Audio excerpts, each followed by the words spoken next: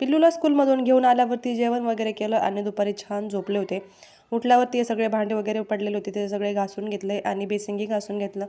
रोज असं खालून बेसिन घासून घेते, पण असे कडे कोपऱ्यावर ते सगळं चिकट तसंच बसलेलं राहतं आणि ते ब्रशने घासून घेतलं, व्यवस्थित छान धुवून घेतलं आणि झोपले होते. तर उठल्यावरती खूप असं डोकं दुखल्यासारखं झालं होतं. तर आज काळा चहा बनवला होता माझ्यासाठी, अद्रक इलायची टाकून. चहा वगैरे घेतला आणि संध्याकाळची आरती वगैरे करून घेतली. सकाळची सेवा बाकी होती तीही करून घेतली आणि नंतर पिल्लूला चॉकलेट काढून द्यायला गेले, तर पत्तीचा पुडा मी ठेवलेला होता तिथे फोडून.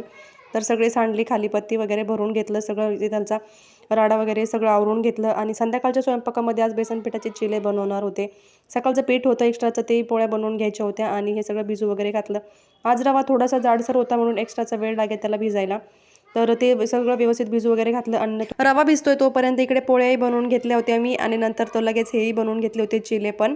तर हे चिले खायला गरम गरमच खूप छान लागतात. तर चला व्हिडिओ इथेच एंड करते. तुम्हाला व्हिडिओ कसा वाटला नक्की कॉमेंट करून सांगा. व्हिडिओला लाईक, शेअर, सबस्क्राईब करायला विसरू नका. भेटू पुढच्या व्लॉगमध्ये. बाय.